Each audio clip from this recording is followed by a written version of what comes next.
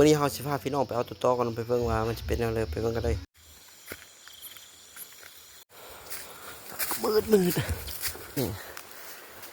มันอยู่กับปลาอยู่จ้อยมัน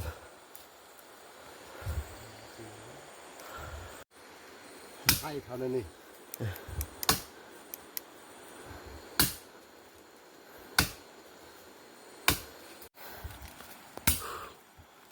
แข็งป้าน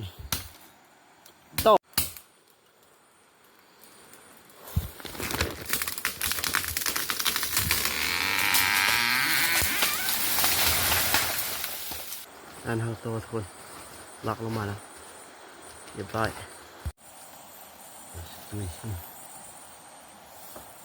เอาไปจูดเอาจะเต็งเลยมันบ่ถือก่อน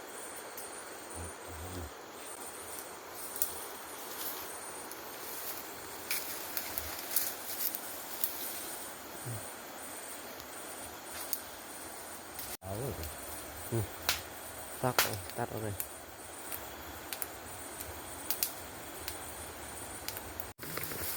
ตุกเชื่อแล้วถึงหนึ่งเห็นบ่นี่ก็รถตายซะตรงนี้บ่นี่ก็แม่มันยังแพงบ่แห้งๆนะยังนึ่งดิกๆอยู่ในตัวนึงนี่เป็นละเยอะซะตัวนั้นแล้วย่างนี่ตุกมุนท่านลำน้อยเด้เอาลงโซเชียลน่าจะไล่ประมาณโลนึง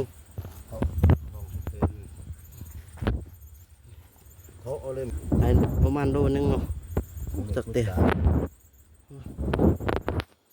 กุ้งพาดมีก็มีแม่มันนี่ก็ยังนึ่งกลอยู่หรอกแต่ก็มืออ่อนเร็วเลยอันมืออ่อนผู้หลานเลยเบิ่งไล่มันนี้ได้มันก็มีโอ้ยยังการจะวิ่งอย่าวิ่งมันเนี่ยชุบจนจะได้จานช่าง